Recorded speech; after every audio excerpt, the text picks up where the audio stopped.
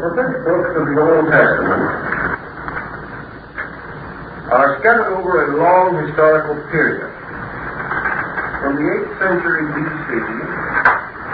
to the beginning of the 3rd century B.C. These works, in other words, were not produced at one time, although the fundamental emphasis upon them and the springboard upon which most of them gradually developed was established in what is called the golden era of the prophetic writings of the Jews, which would be approximately the 8th century B.C. Thus we begin with the earliest books, finding such works as Amos and Hosea, certain parts of Isaiah and Micah.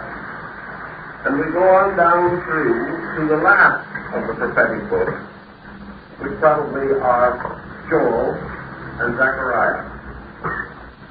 Zechariah, by very content, could not have been written until not far in the beginning of the Christian era.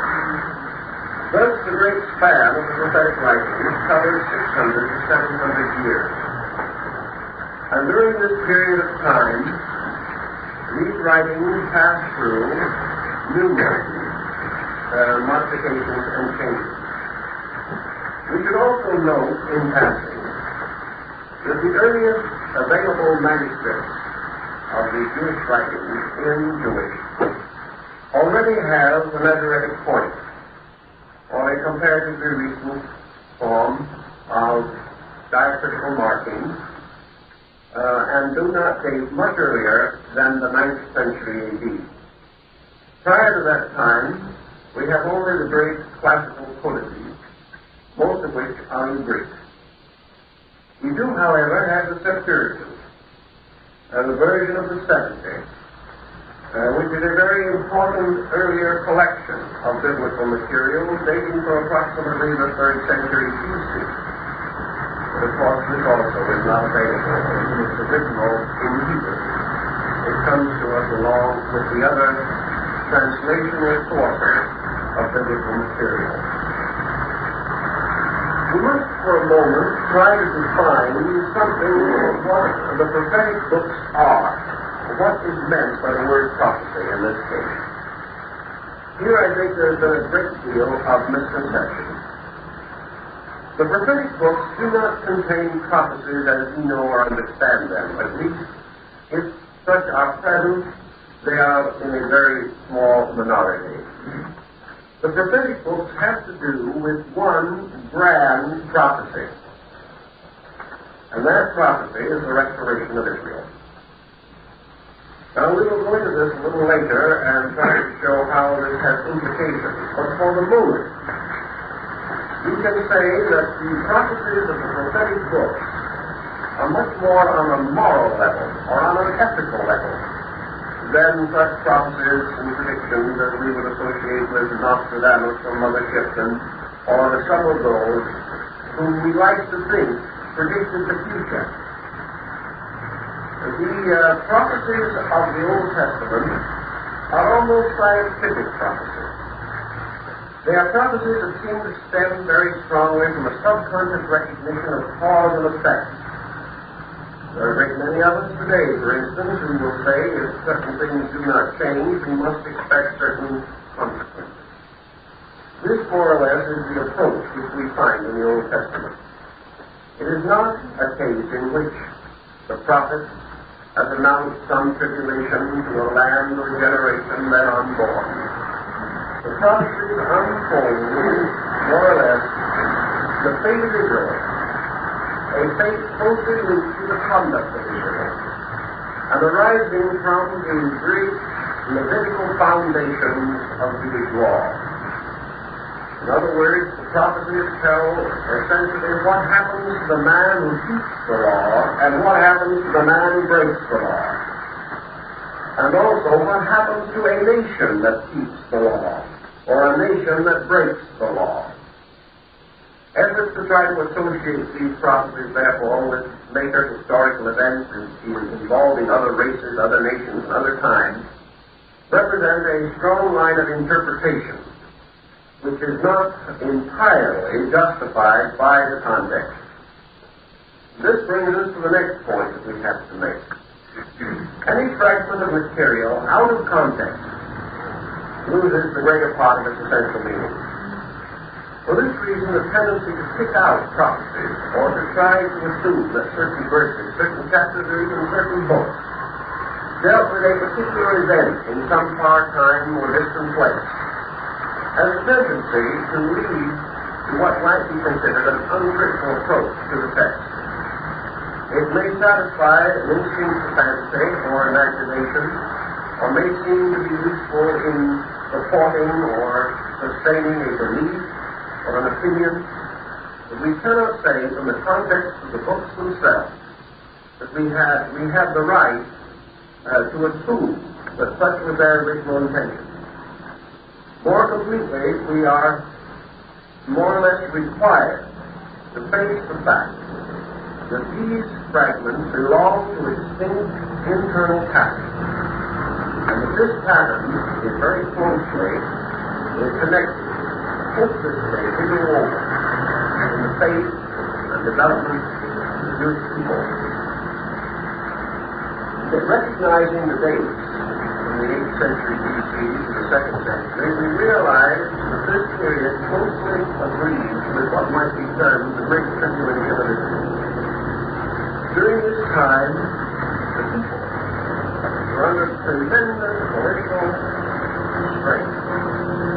They were subjected to numerous indignities as a nation and a people. They watched the gradual collapse of the institution which had been built up upon the tremendous intensity of the Mosaic dispensation. They saw something which was of the deepest and most terrible concern to their hearts and souls, and we pray that we may never see the same thing in our time, in our day, or in the days to come. These people were firmly convinced that they were a fool, and the people up to the perfection of a great and good God, and that this great and good God was an all-loving, all-wise, and all-tender Father, were forced to face the gradual disintegration of their nation and their faith.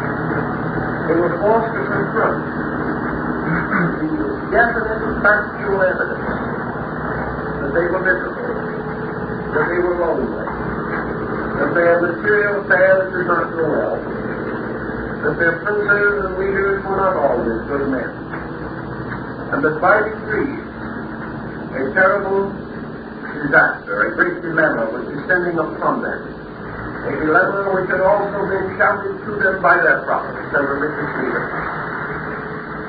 So out of context, we cannot estimate this situation. We cannot estimate the loneliness of these people. We cannot estimate the slender thread upon which their spiritual conviction hung. We cannot realize how sorely they were tried and tempted to depart from what they regarded as the ways of righteousness.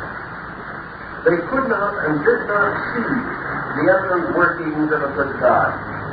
They did not see the divine intercession and protection for their people.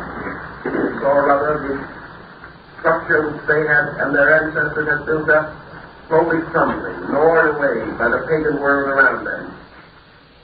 Thus, in these prophecies, we find not only the stories of a people, and we find not only the message of God-inspired men, but we also see something of the humanity of the prophets. We see them as, particularly in the case of Jeremiah, we see a man struggling against his own unbelief. We see him trying to prove to himself first that this great spiritual dispensation was true. He had to fight this out. He had to look around him and see evil men flourish and good men punished. He had to see the law-abiding citizen impoverished and the deceitful and dishonest man flourish like the green bay tree. He had to, in some way, revive, restate, and restore his own faith. Yet to find this God in the wilderness and darkness of an uncertain time. It is not only in Jeremiah, but especially in this prophet, that we contact this tremendous internal struggle. We find it present in nearly all of the prophetic books, sometimes alternated with great moments of exaltation, until we dimly perceive human souls striving for their faith, struggling to keep their inner sense of the rightness of things. And also we see these old prophets inevitably assuming that their fellow countrymen were like themselves, under the same stress and the same strain and the same internal pressure. Thus the prophets are not only seeking to find this security in their own hearts for themselves, but when they find it, it flows out of them as a tremendous benediction to help those of lesser faith, to help to restore the realization of the essential nature of the great law, particularly the great Levitical statute. This is entirely based. For the prophetic words stand upon the strong foundation of the Pentateuch, of the revealed law, as it is given by the great lawmakers in the 5 historical and genealogical books attributed to Moses. This then causes us to make another little pause, which is essential to our picture, and that is to try to distinguish what the old Jewish people meant by a prophet. Now, this is a little more complicated than first appears. In the theistic system, political and religious, there was an element which is almost unique. Perhaps we should not say it is truly unique, because there are parallels to it in Eastern traditions. But certainly it is more peculiarly and remarkably emphasized in the Old Testament writings than in most of the other books. And this is the place of the prophet in not only the religious, but non-religious structure of his society. Perhaps it is easier to assume for a moment that in Judaism there is no clear distinction between religion and the non-religious structure of society. This may be formally true, but it is not factually true in experience. Actually, the leaders, both religious and temporal, had followings belonging to what we might term a laity, and these followings constituted the citizenship in comparison to leadership. The prophet was an individual upon whom the hand of God had rested. He had a unique position, and a good example is Samuel, who held in his own hand the power to make and unmake kings. The prophet was unique. The prophet was a person of heart. He was a person under the peculiar and wonderful protection of God. And it is interesting to note that in the very earliest writings, the name for this prophetic type of life was a very strange term which implied ecstasy and also madness. Now, among strange primitive people, we know that the mad are always regarded as under the protection of God. We know, for instance, that the epileptic was so also considered in the medieval world because of the strange attacks which came upon him. And therefore epilepsy was called a divine disease, the disease given by the gods. In a strange way, prophecy was a kind of a divine mania. It was something that all men could not have. It was something that set them apart and caused the presence of God to be strangely with them. This union between the prophet and his God gave him a strange aura of protection. He was almost immune to the vicissitudes of the world in which he lived. And it was his peculiar duty and responsibility to thunder out his warnings, his pleadings, always speaking as though speaking with the voice of the God of Israel. Thus the prophet, for the most part, was a protected man, protected for the strange destiny which set him apart and conferred upon him some wonderful internal power.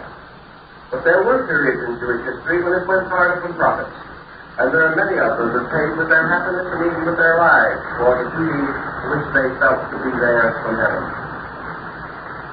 The prophets usually descended by means of what is called anointing, and we will follow that thought a little later. Because you will remember that in the ancient ritual, Melchizedek, king of Salem, anointed the head, and in so doing bestowed the priesthood, bestowed the succession of divine authority. Thus we have the term anointing to mean the bestowal of the symbolic oil by which there was a baptism of the Spirit. In some instances, the prophets descended by this process of anointing, which parallels to at least a degree the general theme and concept of what Christendom calls the apostolic succession.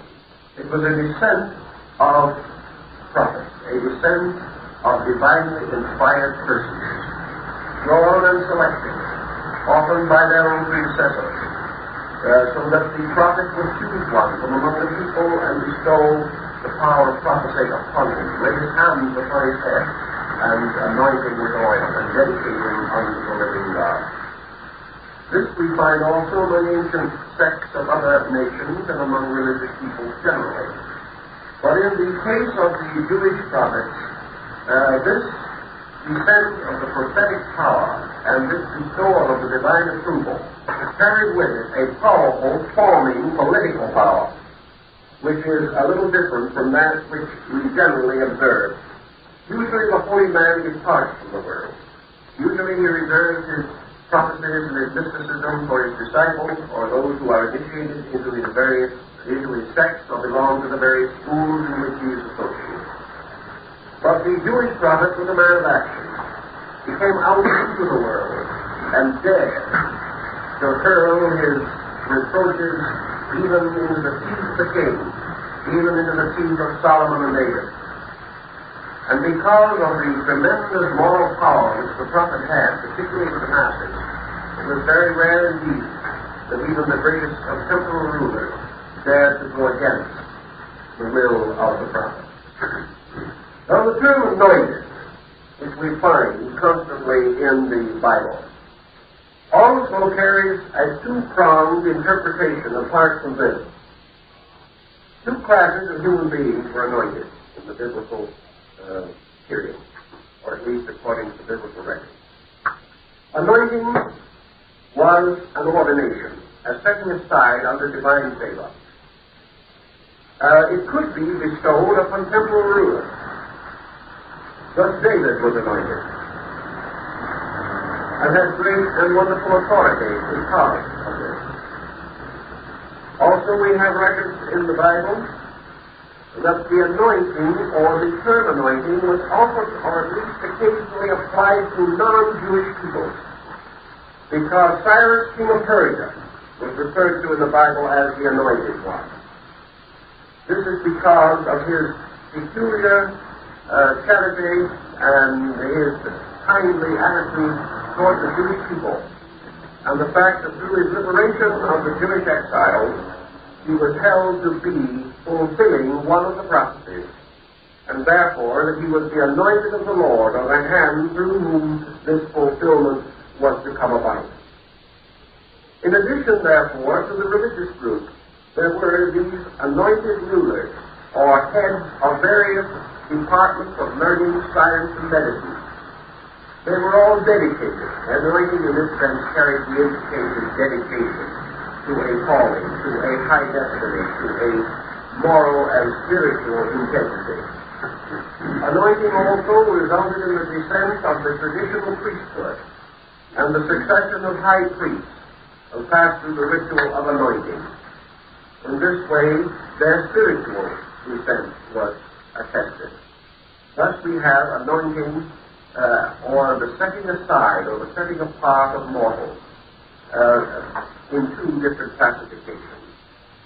Both of these classifications, however, are closely interrelated, inasmuch in either example we have a human beings under the peculiar presence, protection, and influence of God, usually implying its use for the good and the preservation of the people. Now, these prophets and their various writings are open to some as to the authenticity of the names and the dates and the various parts of the text. Modern criticism is inclined to think that most of the prophetic writings are compilations. That is, that they are the works of more than one person. Each book is showing several different levels or layers of writing. These levels often indicated by dating, by the internal dating by events, which have since been chronologically organized and therefore supply the necessary keys to the time period. This is true in Isaiah, where we know that some parts of the work are much older than others. And we feel that the book of Isaiah, for example, shows about 600 years' work. Different parts of it having much later origin because of the different parallels and planes of contemporary events referred to. No individual could have been contemporary to all of these events. Thus, the prophetic books have certain changes within them, and the tone of the writing alters. The books of the 8th century are not identical in structure or in implication with those of the 2nd century. There is a gradual evolution and a growth in the prophetic concept itself as it relates to the mysteries of the Jewish people. Now then, let us take for a moment the general headings under which these prophecies can be divided, in order that we can get a little closer to the general theme itself. If you read the books carefully, you will see that the majority of the so-called prophetic works consist of several different types of attitudes, brought together in a pattern. The works flow from a simple and single concept, namely the possibility of the human being receiving a certain inner life, a certain internal apperception of the will of God. Events to come in the prophetic writings are not events more or less to occur by natural circumstances. They are the attitudes of God toward things over long periods of time. They are the will of deity being variously manifested according to the secret intentions and purposes of the divine heart and mind. So we find at the beginning of the prophetic work, the first and basic section nearly always are inclined or tempered to create the recognition of the omnipotence of deity, of the omniscience and omnipresence of a divine power. Thus they give us the broad picture of God's will for His people, and tell innumerable episodes and incidents relating to the evidences of divine intercession. They prepare the reader and the thinker for the grand acceptance of the destiny of Israel, that Israel was set apart, that the God of Israel was a righteous God, a God of His people.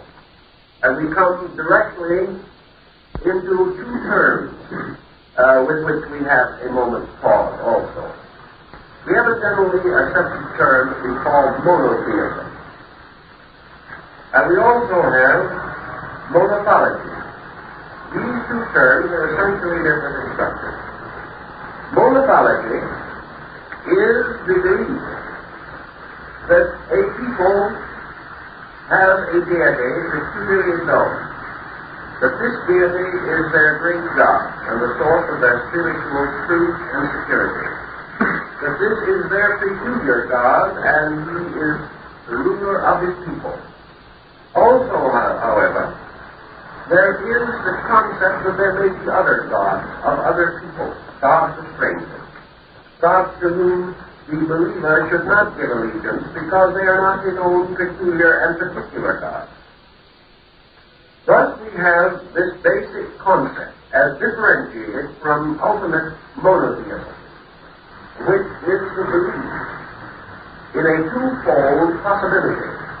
The first, that there is only one God, and that is the God of the people, the God of the race or the nation, or else that there is only one God, and other peoples and other nations worship the same God under another name. This leaves the primary concept of monotheism unassailed. There is this gradual drift in the prophetic writings from the standpoint of a basic psychology. The drift from the belief that there is a peculiar God for Israel and toward the belief that there is only one God, that this is the God of Israel, and under name or other form or symbol is the God of all men. This concept has a tremendous effect upon the visions and mystical experiences of the prophets, because it alters their entire approach to the basic concept of their religion. In this, then, we have the beginning of this prophet. And we divide it into three sections, as we said. The first, the glory of the divine plan for Israel. Secondly, the great tribulation, the fall of Israel, or its decline away from God. Now, when men are confronted with a very serious situation, when they pray earnestly and all their affairs go backwards, as Falstaff said on one occasion, when the prayers are not answered, or when it seems that the face of the Lord is turned from them, and that He removes His goodness from them, the individual is just simply faced with a situation that he must solve within his own nature, and this is one of the problems the prophets had to face. Because they were messengers and ministers of a deity whose benign attributes were not very often obvious, and much more frequently concealed under wrath and tribulation. But when a man who believes or is devout asks of heaven and heaven does not answer, he has only two possible solutions. One, that his God is wrong. One, that there was no God up there to hear the prayers, or that this God in some way was limited, was some way unable to serve His people. And this began immediately to detract from the glory of God. It ended in compromise of some kind. Either God was not good or He was not God, to paraphrase an incident in the life of Buddha. And this particular situation could not be endured by a people. They could not turn from their God. They had no desire to do that. They had no instinct to do that.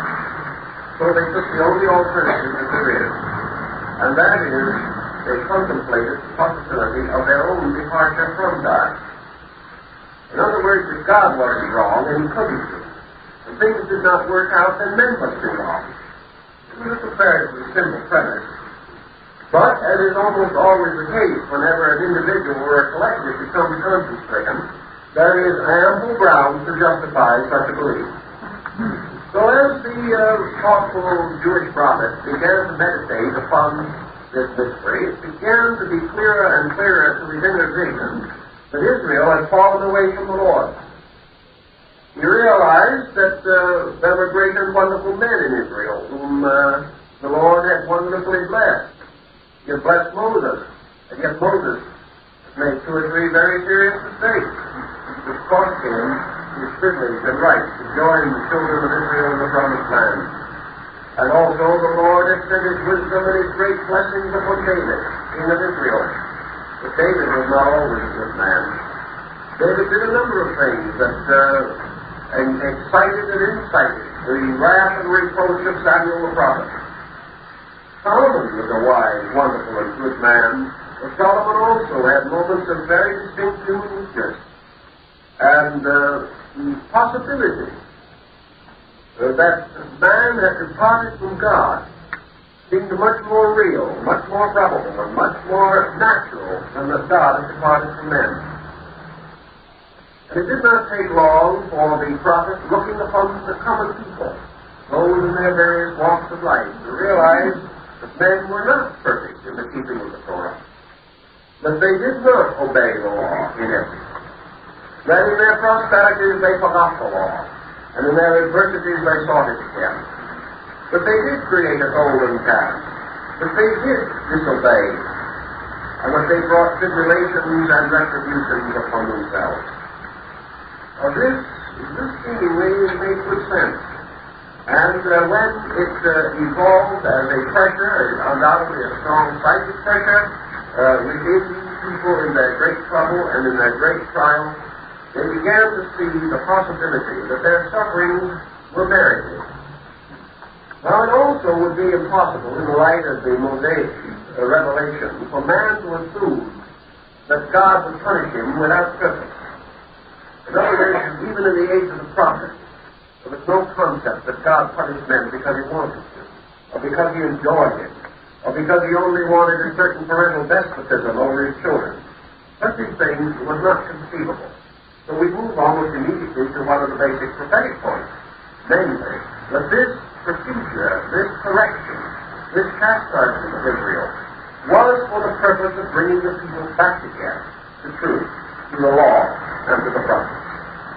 That this was a punishment for their good, and therefore that they could be grateful even under suffering, and that they could be patient even under adversity, because they were being cleansed, they were being purified and redeemed, they were being brought back again to the law.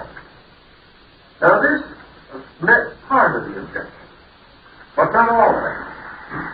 And we find the book of Job standing out as an example of another serious issue which plagues the human heart, and still does, even to this day. And that is, why should great and continuous adversity come upon the good man? So this was a bit of a dilemma. Here we learn in the prophetic book that Job, who represents certain of the aspects of the people, who had always been faithful, always been loving, always been kind, always been gentle, and had always loved the Lord with the fullness of his heart. Upon him came one of the most complete calamities imaginable. Now that this could be explained by a pact in heaven in which God and the devil sought for control over the human soul, this is, of course, the basis of the Faustian complex and the development of the great Faustian literature of Europe. But this was, again, the only solution that could be conceived, namely that this great conflict between the good man and the sorrows through which he had to pass were in some way the proving and testing of even the good man. The good man, in other words, apparently had to be better. More was expected of him, more was required of him. And the good man, to prove his goodness, must also pass through temptation. We find this taught again in the New Testament, where Jesus admonishes his disciples that they should not do good to those that do good to them, or do ill to those who do ill to them, for so do the scribes and Pharisees likewise. The great problem of the good man, therefore, is that he shall be able to maintain his goodness, that he shall be able to withstand pressure. Because in the early part of the work, Job was comfortable. He had everything he needed. He was a superior and happy citizen. He was looked up to and respected. And therefore in him the virtue of the Lord was not perfected. It was necessary that he should maintain this virtue, even under the greatest pressures and tribulations, in order that he might be tested in all things and prove his devotion to the principles which he found easy to accept in times of happiness and security. So we find the prophet singing in this vein. We find a very interesting and involved development of this concept, of the explanation for the reason why certain awful and terrible things had to happen to Israel, such as the Babylonish captivities and many other disasters, ultimately terminating in the diaspora or the dispersion of Israel. This then becomes again a part of the prophetic work, the problem of man being tested. And prophecies relate to this testing and point out the numerous things which will arise, the numerous conditions which will come, in which the human being must be strong, must preserve his faith, and must maintain his integrity under any and all pressure. So the term of prophecy here is that all men shall be tempted, that they shall be lured away from truth, that they shall struggle against evil, that they shall go down like the prodigal son to the flesh pots of Egypt. But also in the prophecy they shall come back to their father's house, and for them shall the fatted calf be offered up. So we have this broad cycle of meaning, dressed in 1,000 forms, but always this one tremendous undercurrent, this stream of the divine prophecy, which is the prophecy of man, his need, his struggle, his wandering, and finally his redemption and his regeneration. And sometimes this is veiled under the name of a city, or veiled under the name of a nation, or under a hero, or some mythological being. But always it is the same essential story. The same story that we find in the wanderings of the tribes of Israel in the wilderness. It's the parallel, for instance, between the wanderings of Israel and the prodigal son, rather evident in this particular case. The children of Israel were led out of darkness, out of Egypt, the land of ignorance, the land of false belief. And they were led through the long desert of waiting, where they were tested and tried, and where they were nomadic and could have no rest. And the prophets cry out that this wandering in the wilderness is merely the story of man, the story of the collective church of the human being, with those securities and that peace which cannot be found in this world. Therefore he wanders hopelessly, struggling on, led by spiritual leadership, creating his temporary temple, the tabernacle which he could make and unmake at his will and pleasure. He raised his altars and his monuments in the darkness, and continued his desperate struggle towards the promised land. And the promised land, of course, is always the land of spiritual security, the land of fulfillment, of peace, and of the fullness of all good things. And this is the prophecy of the prophets of Israel, that this land of promise shall come, that it shall crown and consummate all of the other works of men in the fullness of time. Now, when we go on with this, we observe several other interesting involvements gradually coming in. And these involvements represent the means or the machinery of the salvation, which is of greatest vitality. That Israel shall be saved was the burden of the prophet. But how? On this particular point, there was not as much clarity as perhaps the reader might wish. But here there are also guideposts. It is not a subject left fully neglected, but we see two lines of descent of thought, clearly marked from the time of Amos right through Isaiah, down through Ezekiel, and through the lesser prophets, and all the way to Zechariah. Namely, that the preservation of Israel is due to the anointed. Now, in the anointed, we now come upon another term, and that is Messiah. We have here the Messiah, which also is a word meaning the anointed. In the old form, as the prophecies and predictions of the restoration of the congregation of Israel is unfolded, we have two parallel concepts of the descent of the power of the anointed. By the first of these concepts, the salvation of Israel rests in the descent of these prophets, who will continue and will periodically arise and will reveal the will of the Lord. And these prophets will continue to come, and some will listen and some will not listen. And there will be the dividing between the wheat and the chaff.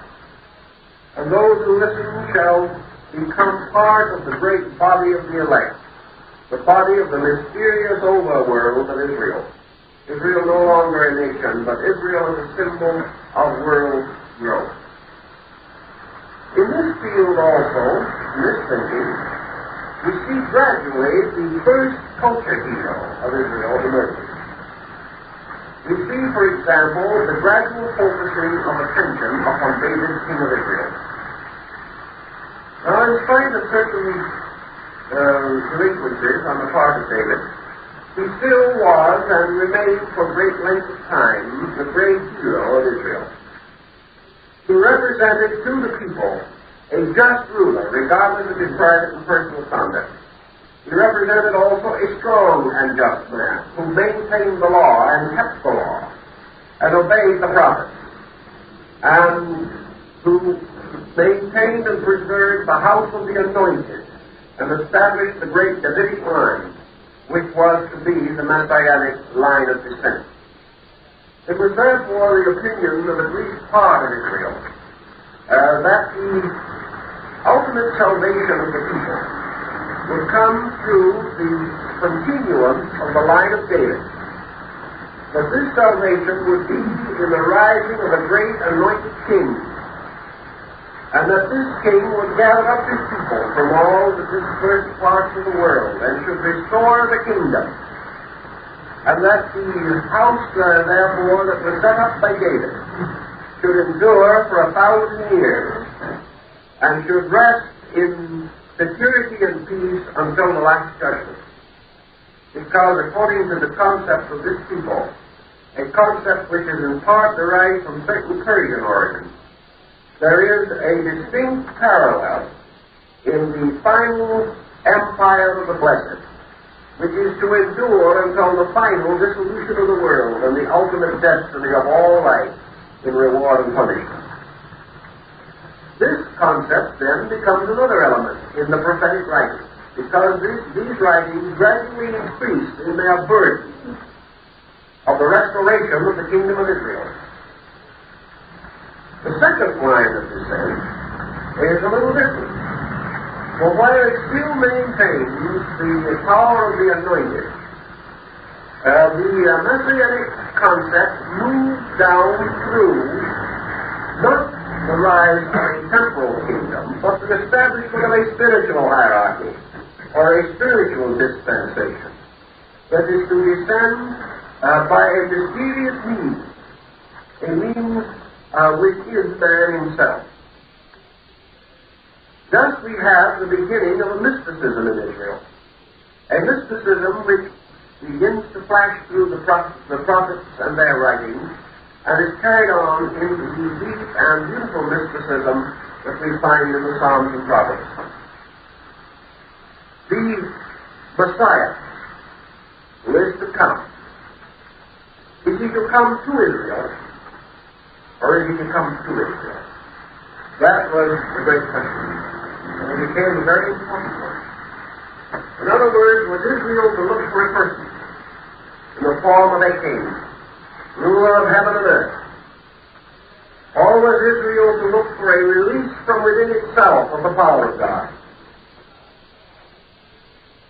And that what was termed the Messianic Advent was to be the release of the power of God to all good men, regardless of their race or their nation or their religion. And that the release of the power of God might cause certain men to rise up, but that Israel, or the seed of Adam, the great composite humanity, was to be the body of the Messiah.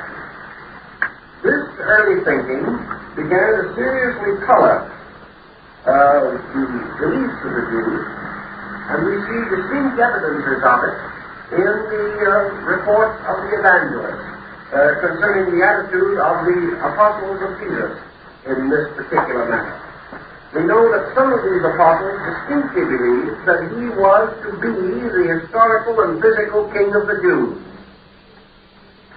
And he rebuked them, saying that his kingdom was not of this world.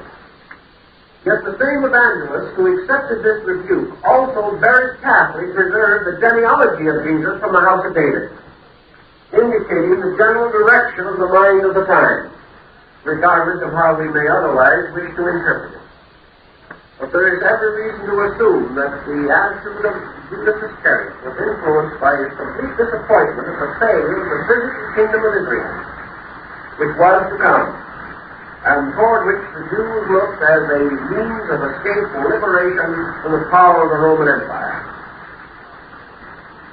Thus, for the Jewish people also, the final tyranny of Judea by the Romans represented the climax and the final summation of all the powerful prophecies of the ancient prophets. Here was then the final tribulation, the most terrible burden of all. And under this burden and under this tribulation, we see again the tremendous resurrection or restoration of the primitive mysticism as sung by Hosea and Micah and the early prophets.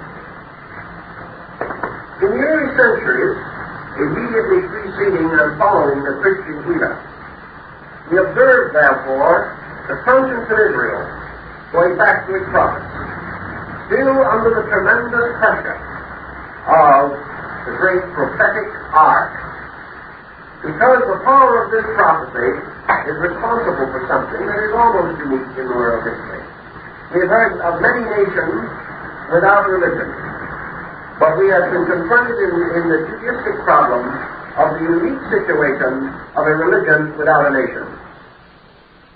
We have found the extraordinary tenacity, the wonderful ability to keep something alive, although it has been scattered throughout the world. And this thing that has held it together and caused these people to be one people in their exiles and captivities has been this tremendous overshadowing of the prophetic books. It was this which made all their misfortunes and miseries part of a plan, so that each tribulation that arose was the fulfillment of something. But around the corner of this great pattern was a great fulfillment, the final restoration of the throne of Judea.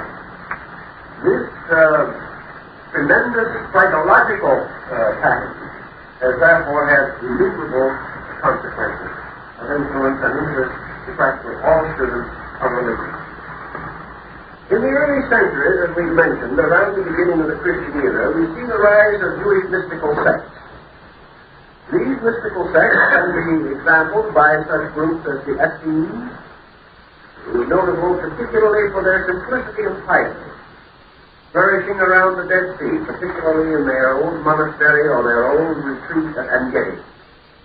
We find in Upper Egypt the rise of a Jewish sect called the Seraphim, composed of an entirely different type of human beings, mostly professional men, doctors, physicians, lawyers, and others who had renounced what they had rather than giving up what they had not. Therefore, their contribution was a positive sacrifice. And the Sadducees were much involved in the deeper mysteries of life. We also have the gradual ascendancy of the Syrian Gnosis under Simon the magician.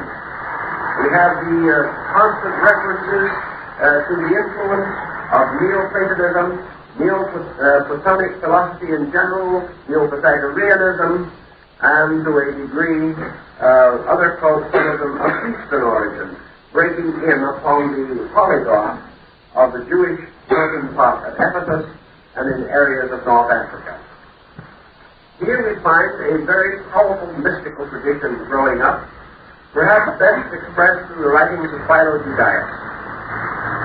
Here we have a true mystical approach to the entire problem.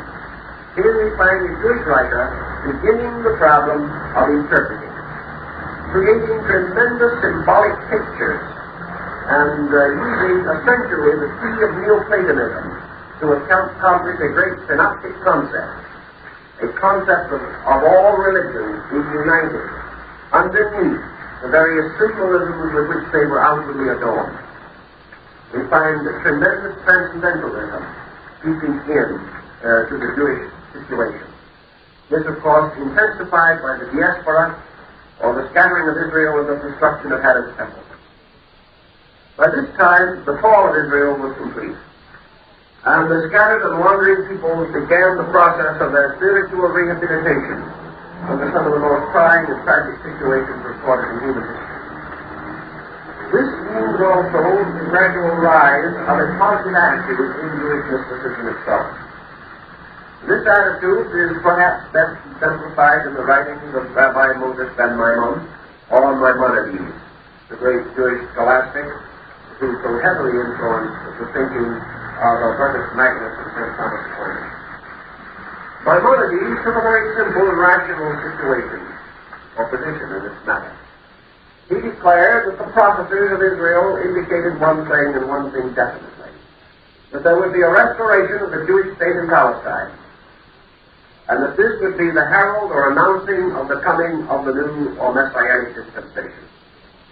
That the restoration of the Jewish state was not to be considered from a political standpoint, or as Maimonides rather quaintly put it, it would allow these people to have the protection, freedom, and security in which they could devote themselves constantly and continuously to the study of the Torah and the perfection of the law and in the service and improvement of their fellow men. So Maimonides had this very definite belief, that there would be a restoration of Israel in Palestine. This also, of course, as you can well understand, became a powerful impetus behind the Zionist movement, and finally, undoubtedly, contributed heavily to the creation of the modern state of Israel. All these things must move along, spurred and inspired by this mass of prophetic writings, because the great prophecy of the prophets is fulfilled in the restoration of the Jewish state. This was the point upon which they were most insistent, and upon which a very large part of their doctrine depended. Now to return for a moment to the life and consciousness of the prophet himself and the experiences in which he passed.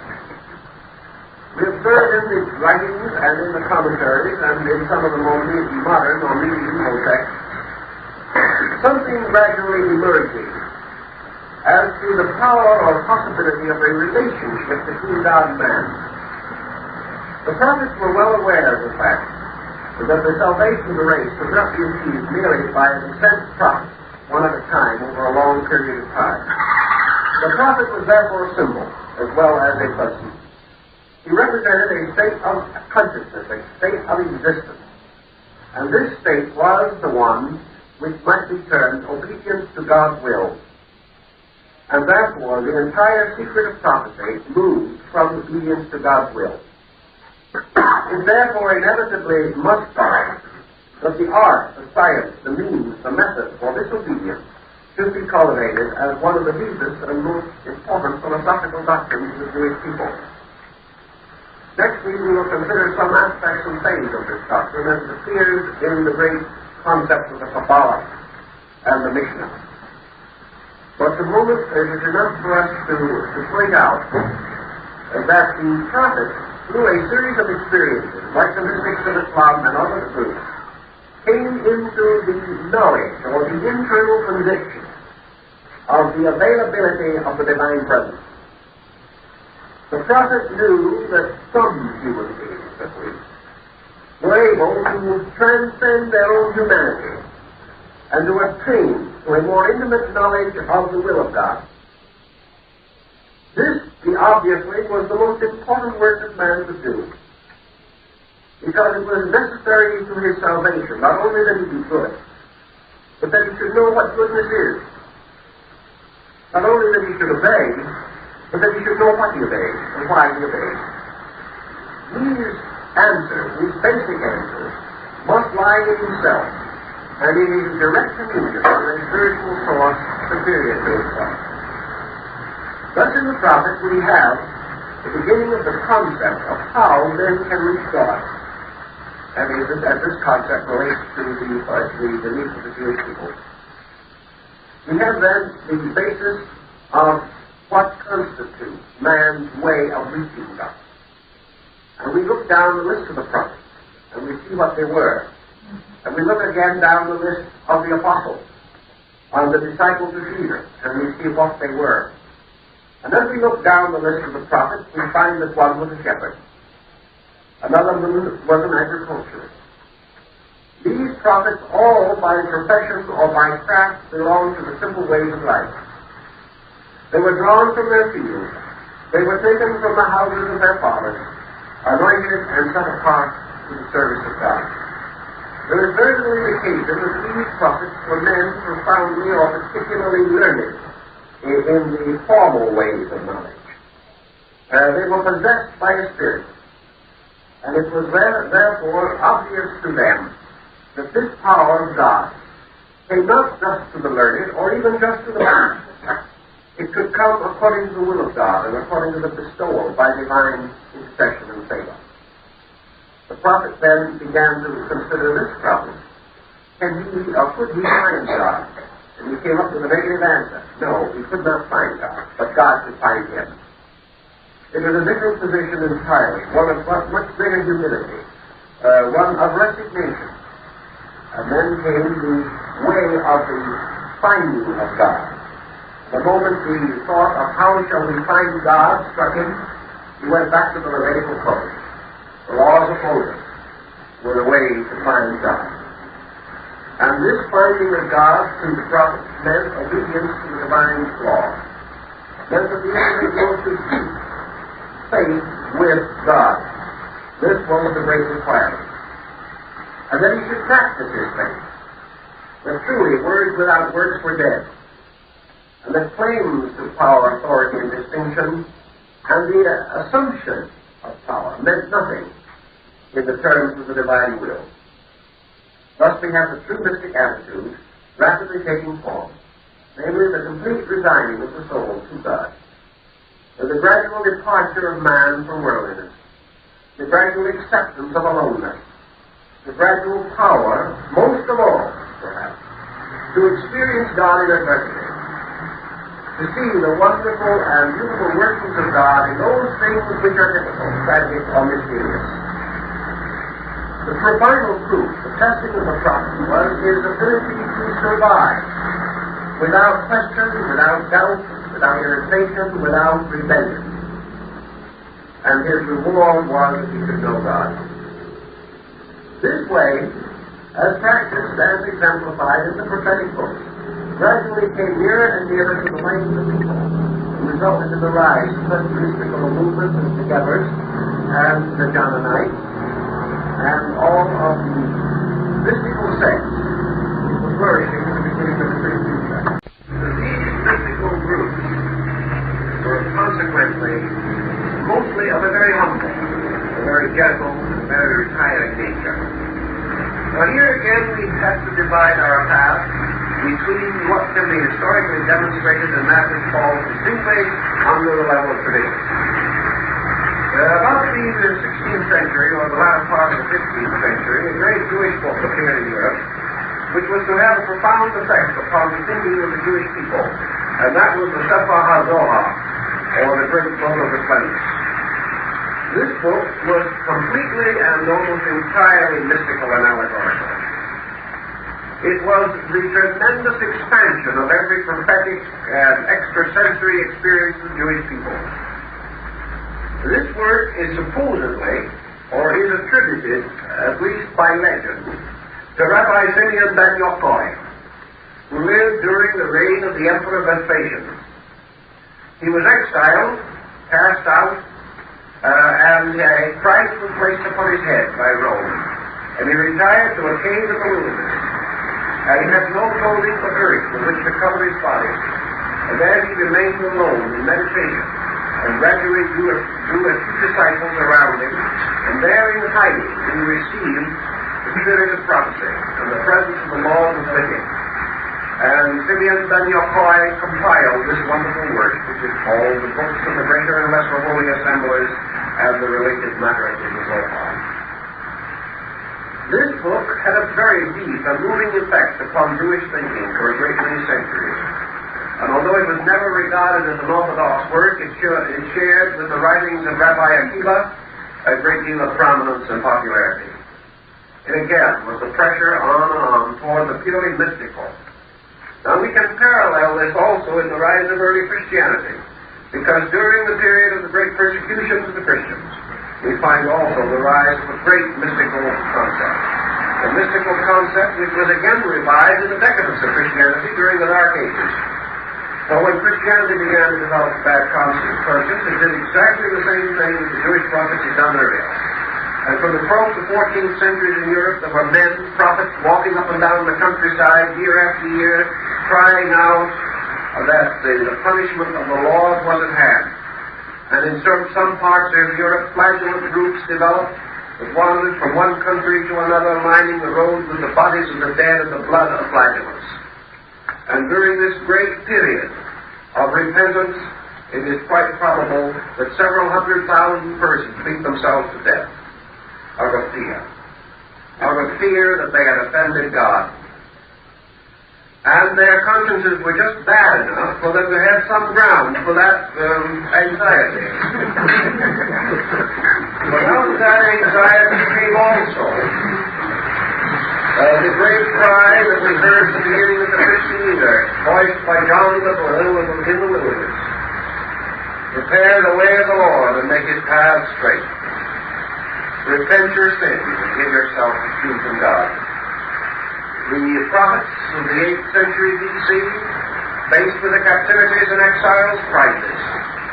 Those of the 1st century A.D. cried the same. Those of the 12th century cried again. And now in the 20th century we hear whispers of another cry rising. Namely, that the human being who passes through these periodic revulsions against his own mistakes and resolves in some tremendous effort of his own spirit to restore that which he has forfeited, destroyed, or compromised by his own misconduct. The possibility that such restoration is possible, that it can be accomplished, that it may be done, also, of course, is the great open hope which lies in most of the prophetical thinking of ancient people. And we have to proceed a little bit as to what the concept of this better world to come really was like. If we follow one Jewish line of thinking, we come to the millennium, or the golden age, the age of truth and peace for which all men long and yearn within themselves, especially as they suffer here. The rulership of this state is in the hands of the Messiah King. Now, the Messiah King of the prophets, the Jewish prophets, is not essentially different from the philosopher king of Plato. In fact, there is some indication of borrowing by the Greeks from the Semitic tradition at that period of time. The Messiah King, or the philosopher king, is the king who rules in the righteousness of God, and who rules as the servant of God, and whose government and reign are completely dominated by the Torah, or the law. And he rules over a people who in their own hearts have been restored in faith, therefore that they live together in peace and happiness and security. So in the earlier pictures we get some concept of this. We get the dream of the day to come, when the lion and the lamb shall lie down together and the little child shall lead them. We get the concept of a great security in which every creature in nature, more or less, combines in a fraternity of brotherhood and love. This is the golden time we look for. This is the golden age of the prophets. And while they conceived it largely as the reward of Israel, even their own best thinkers have been prone to regard it as a symbol of a collective good for all mankind. A good in which men shall outgrow evil and shall outgrow sin and death, the last great enemies that men will call us. To achieve this, there is only one possible way, and that is through witnesses and through the testimony of the Spirit. Now, the prophets were witnesses, and they bore evidence to the fact that man can know. That was one of their primary duties. Their prophetic statement was that because man can know, he must and will know. This was the inevitable outcome of the basic concept. So we find the testimony and the arrival of the concept of the scapegoat. And we find it fitted into this messianic picture or pattern. Men must deserve the golden age. We cannot be deserved for them. The Jewish concept does not, as I understand it, basically conceive of the forgiveness of sin. Other words, it does not conceive that salvation is by forgiveness primarily. Salvation is by good works. The individual must not just be sorry for what he did wrong. He must do what is right. He must earn by the positive statement of his ability to perform constructive action even at the expense of pride and self-will. Thus, the coming of the golden age must be through the people. It must be because the average human being in his heart has learned to love the law. And this more or less coincides, for example, with the concept of the golden age or the coming millennium in Buddhism, in which the Bodhisattva Maitreya used to appear as the blessed and desired of all nations. And the same concept occurs in Islam, with the advent of Ahmed, the beloved of all peoples to come.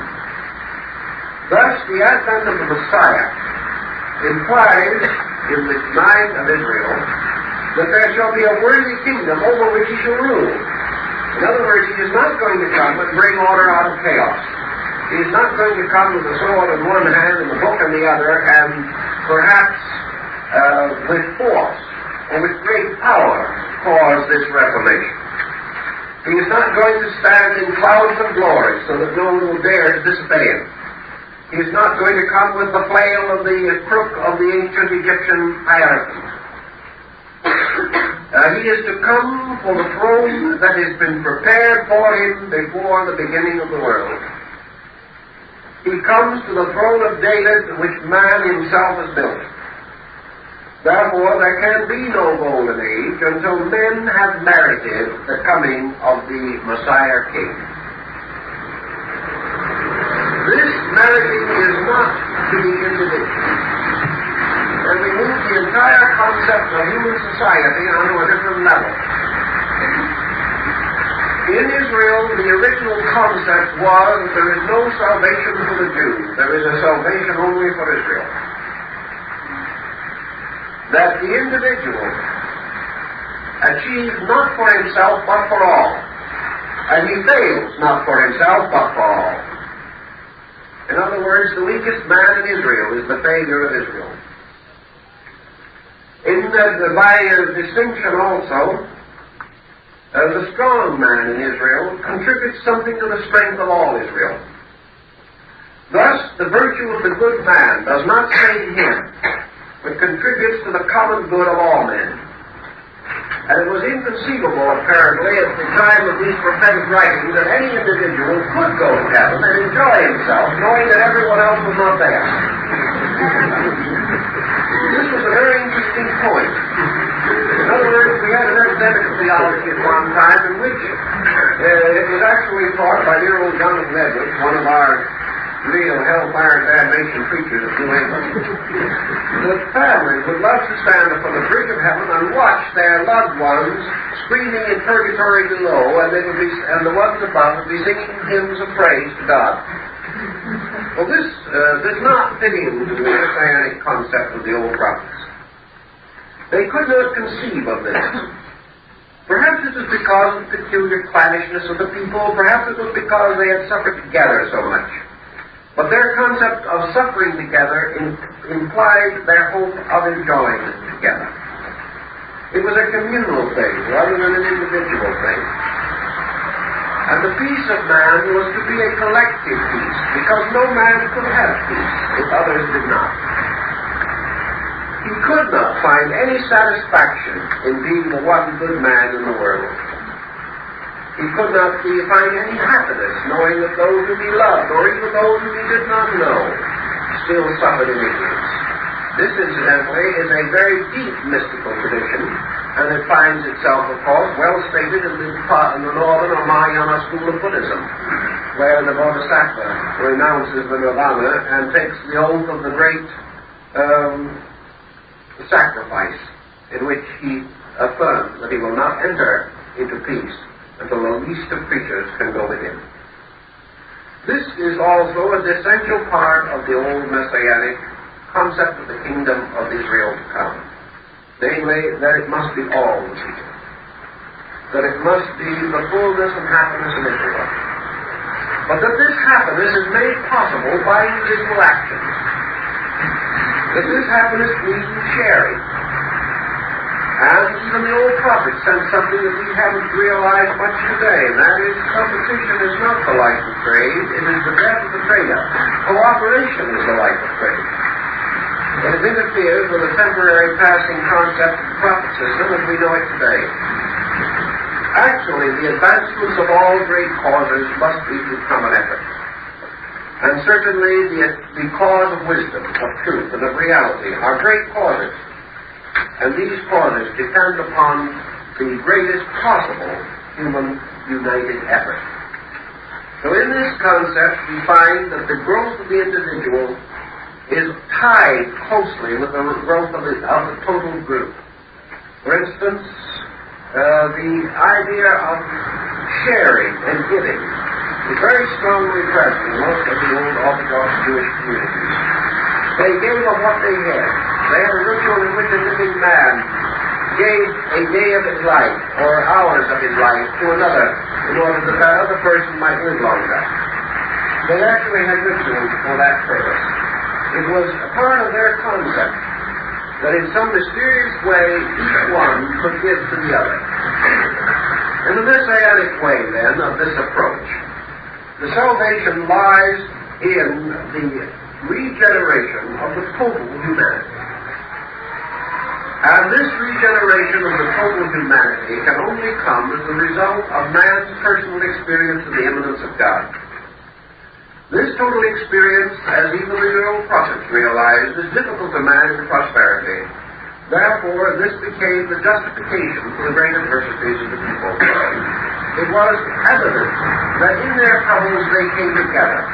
In their troubles they found generosity, they found friendliness, they found sharing, they found sacrificing. And in a strange and mysterious way, these were the glories that shone through tribulation, and made tribulation more wonderful, more beautiful, more real in the great joy and security. This follows naturally in the thinking of the people even now. And the dream of the better day to come, while it differs with different sects, still I think it is probably rather well summarized in the findings or opinions or the platform set out by the liberal and reformed Jewish rabbis in this country in 1937, when they stated that it was their historical task to work together with all men of good principle and good hope for the restoration of peace, and the sharing of all good things, fellowship, friendship, and mutual esteem and regard, and that this labor together must end finally in the fulfillment of the Messianic purpose. So that the Messianic purpose in Israel is the purpose of man building a godlike world, and that when he has built the temple according to the law, the living God will dwell therein, and that when man has built a society worthy of the presence of truth, truth will come and live in it. The truth will not save him in his errors, but truth will crown him in his virtues. That he does not use truth to escape ignorance, but uses or receives truth when he himself has overcome ignorance, as has restated the great essentials of life. This, while we may or may not agree with it completely, is certainly a very noble, very positive, very constructive attitude toward the mysteries of life. We should also bear in mind that while the legends are comparatively inadequate, and we must depend very heavily upon something which I have said upon with great reservation, and that is interpretation, that there was, traditionally, a body of knowledge which paralleled the general teaching of the people, even as far back as the time of the prophets. This is quite conceivable inasmuch as it is assumed that Moses was learned in the wisdom of the Egyptians, and very definitely may have been aware of the Egyptian secret systems of education. He had been adopted into the household of Pharaoh, which gave him advantages and would have made him eligible to the mysteries of the priesthood. We know, for example, that the Ark of the Covenant was patterned almost exactly from the Egyptian Ark on the proud walls of Baiae in Egypt.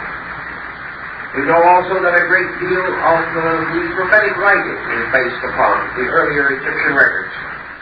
And there is every reason to assume and suppose that there was a division of knowledge among the Jewish people, and that certain knowledge was available to certain groups, even as much as in the caste system of India, of ancient India. By this we know that the tabernacle of Israel was divided into 3 rooms, or 3 parts, of which the outer was the outer court, where the people of the 12 tribes would gather and bring their offerings to the altar of burnt offering, or bring and place their bitters in the labor of purification in the courtyard of the tabernacle. This place was therefore the symbol of an outer world, and to a great degree it was the symbol of the Torah, the body of the law. Then there was the holy room, the larger and outer department or compartment of the tabernacle itself. The outer room contained the altars of the shewbread, and it also contained the 7-branch candlestick. And here was also at the rear, and dividing this room from the sanctum sanctorum, or the Holy of Holies, was the altar of burnt incense, upon which, or from which perpetually a pleasant aroma unto the Lord ascended. This room was accessible to the priests, and here we have the room of the second doctrine, which was the Mishnah, or the soul of the law. The Holy of Holies, or the inner place, which contained the ark, the chariots, and originally was supposed to have within it the tablets of Moses and the budding rod of Aaron. This wood, this mysterious box of Shittim wood, overlaid with gold and carried upon staves in the wilderness, was the mercy seat, or the place of the Shekinah's glory, where the Spirit of the Lord hovered. And here only the high priest of Israel could enter. And before he was permitted to enter this room, he must remove all the garments of glory, for he might not wear any ornament, decoration, or symbol of temporal authority or power in the presence of the Lord. And before he could enter this room also, he had a rope tied to one foot, so that if when he entered into the holy place there was an evil thought in his heart or mind, and God struck him dead, his body could be drawn out of the room by the rope, because no one else could enter to take it out. This Holy of Holies, therefore, the abode of the cherubs, whose wings met upon the mercy seat, was certainly to be compared to the most secret and hidden mysteries of Israel. And to the cabinets of the medieval period, this was the Kabbalah, or the unwritten law. The law which belonged only to the Hasidim, those who had received the mysteries that had been advanced in the secret arts and sciences. Later, this lore and the wonder of it was said to have been passed into the keeping of Solomon, king of Israel, who became master of the world, who became master of the spirits and of demons and of all the mysterious creatures of nature. And there are many legends relating to this in the Arabian Nights entertainment.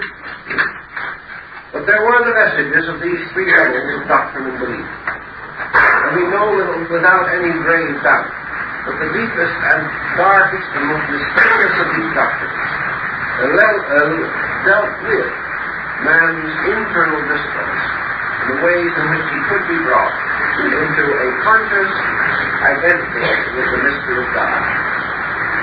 These secret teachings were reserved not physically for the high priest of Israel, but mystically for those who had been anointed, who had received the call, and who had known that they were taken out of the world to become the servants of the living and eternal God.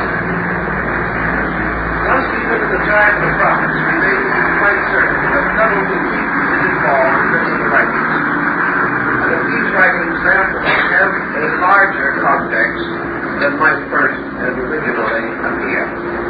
If, therefore, we do join a little bit with the mystical speculations of the Jewish and Christian Kabbalists of the medieval period, and try to unfold a little according to their concept some of this esoteric phase of the matter, we should not be held as differing in spirit from the great students and scholars from among the Jewish people themselves. For all of these things were part of their way of speculation and of life. The darkest or most hidden parts of this speculation, therefore, dealt with the release of man's spiritual power. Really dealt with the creation of the God-man. And in the case of Israel, the representation of this was enlarged. We had in the medieval period a system of doctrines of interrelated beliefs, which referred to a macrocosm and a microcosm. This theory went out of fashion with the development of modern science, but it has still been cherished as a part of old mystical speculation. In this doctrine there are two worlds, the great world and the lesser world. The great world is called in the Zohar the macrocosmos, or the great face. And the lesser world is called the microcosmos, or the lesser face. And these are the two faces of God, the superior and the greater face, and the inferior and the lesser face. In the development of the concept, man became identical with microcosmos, or the lesser face. Man, in other words, was the miniature. Man was the small concentration of the entire divine mystery. So as the old mystics used to sing, these three books by which man may know the universe. The first is his own body. The second is Holy Writ. The third, the universe itself. These were the three ways or three books by which man could read the mystery of existence. Now, macrocosmos, or the macrocosm, was always the collective. And we think a great deal of how God made man in his own image. We think a great deal of how the universal energies, resources, and powers are focused upon man, so that he possesses within him the infinite potential of all knowledge and all power and all good. The Jewish mystics seem to have followed an inclination of theirs and reversed the process. In other words, instead of thinking of how much man has received from God, the Jewish mystic takes the attitude that the microcosm represents the individual and the macrocosm represents the collective. In other words, that the individual and the collective are bound together by this strange and mysterious tie. That all things that exist in particular in man exist in general in all mankind. And that therefore it is not necessary that man should bear witness to the collective, but it is also possible that the collective can bear witness to the individual, which is the alternation of the polarity of perspective. Therefore it is the collective that bears witness, and this collective being the work of men, considered as a totality. The collective forming the great environment in which the individual exists and with which he must make his adjustment and to which he must pay a strange, mysterious devotion regardless of its limitations or its inadequacies. Thus, the power of deity, being universal, is reflected downward into the most universal concept of man possible, and that is the collective. This collective in the Jewish thinking undoubtedly gradually becomes identified with Israel. Israel is not a nation any more than Adam is man. Israel is the collective. It is humanity. Even as Adam represents the primogeniture of the human race. Adam is a plural word, meaning the species, the kind, or the type. A creation. Adam Kadmon, a creation formed of the red mist of space. In the collective, then, we have the concept of Israel as a being. Israel first as a patriarch, then Israel as a nation, and finally Israel as the world. Therefore, the salvation of Israel is the salvation of the world. The tragedy of Israel is the tragedy of the world. And this tragedy implies a great deal that many individuals should think about. It is the tragedy of what we term a motion temporally successful and ethically a dismal failure. It is a motion in which man, seeking his own advancement as an individual, has sacrificed the collective, which is the symbol of God among men. Here we can go right back to Oriental thinking again. You have a perfect parallel of it in the Vedanta system. On one occasion, the Swami Vivekananda was once observed to be weeping softly, and someone asked him what was wrong. He said nothing was wrong with him, but that he was just sharing in the sorrow of another who was his other self, and that he had experienced within himself the pain of a person he did not even know. This concept would be very consistent with this idea, this very strong, positive, and rather cataclysmic idea. Namely, that the proper symbol of God in society is not man, but society itself. That God is not just one, God is one in many. Man thinks of the oneness of God as being focused into himself as one. But God is infinite, and the collective becomes the best and most natural symbol of infinity. Thus we have the tremendous need of the individual to keep faith with God by keeping faith with the collective, not just keeping faith with himself. If he keeps faith with the collective, he cannot break faith with himself. We find the same thought again in Kant's categorical imperative, which he more or less advanced as his concept of a reformation of the Golden Rule. Namely, that every man should so conduct himself that if every other man behaved in the same way, everything would be good for all. In other words, he restored the concept that an individual should conduct himself in such a manner that if it was collective conduct, it would be good. This throws the weight to the collective again, you see. That the individual who injures the collective injures both himself and his God. That the security of the collective is indispensable to the security of the individual. Here we come down to some rather solid political thinking. And we come to a problem that is being divided and torn today. Namely, is man created for the state, or is the state created for the individual? Now, in our democratic concept, we believe that the state is created for the individual. But in the Judaistic concept, we would be asked to think this through. Not necessarily in the terms of the individual becoming the servant of the state and being dominated by some tyrannical despotism on a political level. Certainly not that at all. But is the individual made for his own good and his own good only?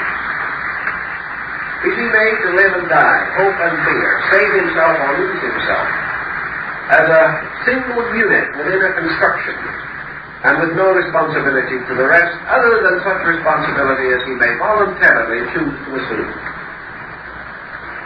Is he created under a system in which the purpose of the state is to create an environment suitable for his happiness?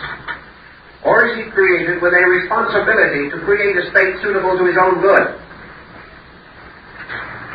You see, we get into a rather dangerous point here, and yet we get into a very fundamental point of rabbinical law. And I don't think we could entirely disregard the position of the Jew, the philosophical position, if we approach it on a level comfortable with his thinking. If we approach it on a strong political level, we would certainly differ with him markedly. But if we recognize that the increasing growth of man is witnessed by his increasing value to all, I think we have a very balanced position. In fact, we have a position that the man of good spirit almost instinctively assumes. Very few good people are satisfied simply to be good, or to hope for their own salvation through goodness. In fact, more and more it becomes a moral duty of the individual to share good, and to serve in any way possible the common needs of his fellow men. I think we can note this in our public life today, but I think it is particularly noted in the Jewish community, where there is a tremendous determination to preserve the unity of the people, and to take care of the problems which arise within that community, and to take care of them adequately. This is an important point because it again emphasizes the fact that the individual exists for the common good. Not as the servant of others, but as the server with others, for principles upon which the state itself must stand.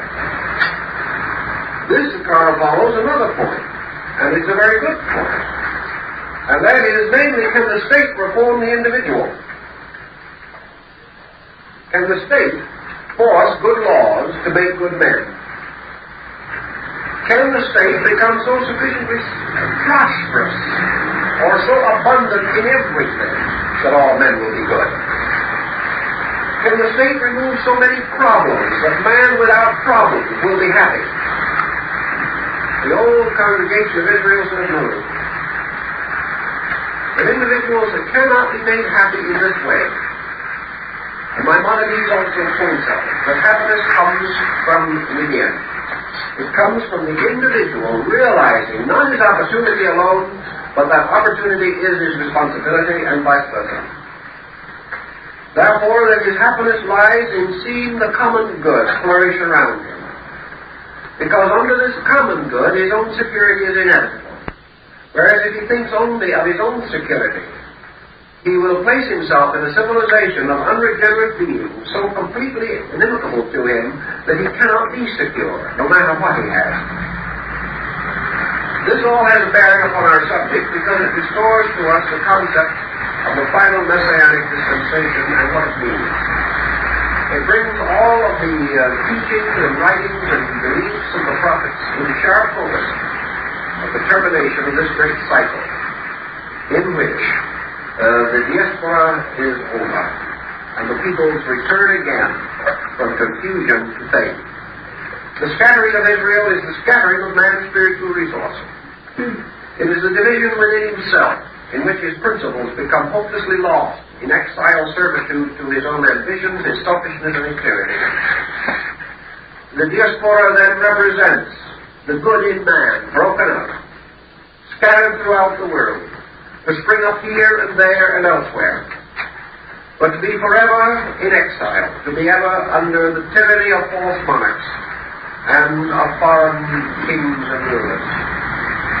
It is the evidence that in man and in the great community of man there is that chosen goodness, that spiritual electness, locked within the human heart, locked within the pattern of selfishness and self-centeredness with which we have tried to satisfy our religious and our material requirements. Thus the diaspora is, of course, something that is the final punishment of the selfish man, that he must be alone, that he must be in exile.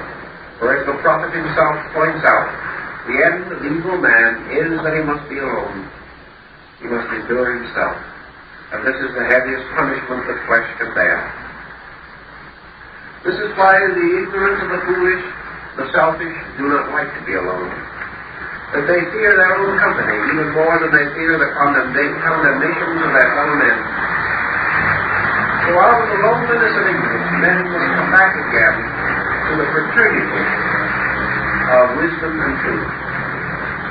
And I think there is considerable to be said here in connection with the use of the term wisdom, as we find it in the Catechism and in many other of the Jewish writings. Wisdom in this sense does not mean what we use today as wisdom. It does not mean great learning of the mind or great scholastic attainment. Such things were not even available in those days. Wisdom meant more to these people that innate sense of realities, which we find still among the primitive peoples and among the simple directness of those who are simply good. Wisdom is therefore the inner insight which impels the individual to live well. Wisdom is an understanding in the heart by which the person is called to his natural destiny, called to the fulfillment of his own spiritual purpose, and in the fulfilling of it, called to the service of his people. Citizenship, as in most other ancient nations, implies among these people a sharing in a burden. It was not something that was something that bestowed privilege. It bestowed duty. It made the individual a mature part of society, on the ground that every mature individual is responsible for the collective good of the order of life in which he lives. It is his duty, if necessary, to sacrifice himself completely to the perfection and maintenance of that better order. And it is his duty also to continue to build that order from within himself, and not by the accumulation of outward things alone. Thus, the Messianic dispensation is not a period in which men are suddenly relieved of their troubles. It is a period in which individuals who understand commune together in understanding. Therefore, the beginning of the Messianic dispensation is when two persons can share their realities together. There can be no dispensation without sharing. The dispensation is not what either one of them possesses. The dispensation is that which comes in the sharing and is brought into existence by the mingling and the union of dedicated and enlightened lives. Thus the dispensation is not born by men, the dispensation is not carried by individuals, but by their association with each other. Pythagoras points this out on an astronomical level in his discussion of the music of the spheres. He says music is not caused by the motion of the planets, but by the intervals between them. Thus, music, harmony, or inharmony in society is not due to the bodies of society, but to the relation of their intervals. And in this case, the interval is the distance between one person and another. The bridging of this interval with an harmonious accord creates the music of the spheres and also creates the concept of the earthly paradisio. Thus it comes into birth as a result of union of lives. No one can bring it, no one can destroy it, but all may know it.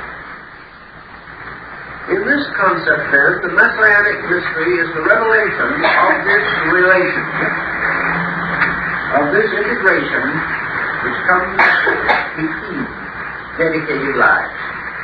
In the old Jewish beliefs, there is a teaching that children come into the world as a result of the overlapping of the magnetic fields of the parents. And as the order of the father and mother meet and overlap, there is a neutral zone created by this overlapping. And in this zone of quietude, the child is born. And this zone of peace, where positive and negative, the magnetic fields neutralize to form a perfect quietude, or a perfect peace of life. In this interval, the life itself is able to enter into manifestation, or to come through the great peace into objectivity. They have quite an elaborate doctrine relating to this, and many various but here is the secret of their concept of the Messianic dispensation. Wherever two or more are gathered together in the name of truth, that truth shall abide in the midst of them, nor can it be absent. When two or more are gathered together in the name of God, God is strangely and mysteriously present. Not in either, but in the mingling of the two, in the union of the separated elements of a spiritual nature. Thus the Messiah, or the desire of all nations, is mysteriously brought into existence in the zone of the great peace which comes upon the congregation of Israel under the Messianic concept. Where these gather together in a great peace in their hearts, and their spiritual fires, like the Pentecostal flame, burn brightly in the mysterious inner atmosphere of the faith. They form of their own natures and of their own complete consecration a great zone of peace. And this great zone of peace is the Golden Age. It is the place where the millennium comes into existence. And it is in this zone of peace that the Messianic power of God is revealed to His people. Therefore, as the prophets have pointed out, the requirements of God in these matters are clear and simple. That wherever men shall worship in His name, they shall abide in peace one with another. For if they cannot be at peace with their brother whom they have seen, how can they be at peace with their God whom they have not seen? And that no man receives the dispensation. The great peace receives it. And this great peace is called the congregation. And later in Christendom, this congregation was represented by the ecclesia, or the assembly of the just and the devout. In the ancient symbolism of the Apocalypse, we find it in the 24 elders who kneel before the throne above the great sea of glass, forming of themselves a circle of light. As you probably know, there has been considerable talk and discussion of the possibility of what has been called the British Israel movement. The idea that the British people are part of the lost tribes of Israel. There's been considerable discussion of that, and in the recent coronation of Queen Elizabeth, there was a revival of interest because of certain parts of that coronation ceremonial, which certainly goes back to the Melchizedekian rites, the anointing of the head with oil, the passing on of the strange power of kingship, seated on the throne with a stone of scorn, which was the pillar of Jacob, and all the mysterious symbolism of this time. But perhaps this symbolism is even more apparent in the chapel of St. George of the Garter, which is one of the great orders of chivalry in England. In the ritual and ceremony of the Garter, as it was practiced in its original form, the knights of the Garter each had a throne in the chapel of St. George. Now these thrones were not the thrones of British monarchs, because over one of these thrones, even during the war, was hung the banner of the Mikado of Japan. Over another was the banner of the Shah of Persia. The Great Order of the Garter was composed, theoretically and originally, of all of the rulers of men, based upon the great books of Hermes on the deportment of kings. It was a very ancient and mysterious rite. And in the ceremony of the rite, there was a point at which the knights, each of whom carried the mysterious symbolical cruciform sword of the Garter, all stepped down from their thrones and formed a circle, and each one stretched forth the point of his sword and overlapped it with the points of the other swords, and out of the combination of these swords was suddenly formed a star of steel as a symbol of the union. And this star, of course, was the Star of David, and the star also associated with the Star of Bethlehem. It was the symbol of the union of these persons as a living power, producing out of their unity the symbol of the Messiah. This is whether it be the Solomonic symbol of the ancient Israel, the shield of David, or whether it is the five-pointed star associated with Bethlehem. The principle involved is that the great light is revealed by the union of lives. And this union of lives is the story of the Messianic dispensation, as it was understood and practiced by the Orthodox Jews. It is a concept which does not find its fulfillment necessarily through a Messiah, although Israel has sought one and waited one for a long time. But more completely, it is this power to create the Messiah. The power to bring together the spiritual resources of the people into one terrific focus. And through this focus, to prove marriage. To prove that the time for the return of the Shekinah's glory has come. To prove that even the Mazarots in their courses have predicted that this would occur. To prove that in the midst of this union of people, the Shekinah's glory will hover over Israel, and the secret God of Israel, the Archangel Michael, the Psychopos of heaven, would bring the power of the new age, the age of peace. Men must, therefore, unite to form this peace. The greater their union, the more perfect facade that is fashioned out of their own souls and out of their own consciousness. And these gathering together save not themselves necessarily, primarily, or even each other primarily. For their glory is to bear witness to the heavens and to the glory of the eternal God. Thus, through the creation of the Merkabah, which is the chariot of power, the mysterious Merkabah of Ezekiel's vision, the chariot drawn by the cherubim, this Merkabah, or the chariot of the eternal, is, of course, the Messianic tradition. This is the eternal city. This is the thing that is built by the secret power of dedication. It is created and maintained and perfected by man's recognition of his duty to God and not God's responsibility for him. That it is his right and privilege to release the eternal, to bear witness and to fashion the great day of the Messiah King. And when the Messiah King comes, will it be a person? Perhaps it will, perhaps it will not. Israel is not certain.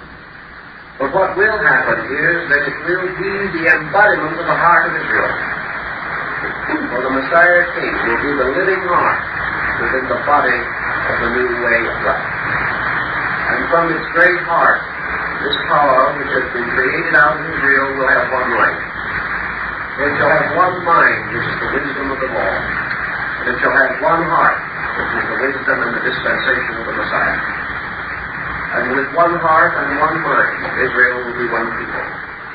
Now this refers to their thinking, certainly, to the final union of all peoples, and the bringing together the wisdom of the ages and the perfection of the human being. And that is what the story has meant to me, and I hope that it will convey something of the Spirit to you, and then we will be ready to go on to another phase of it next week,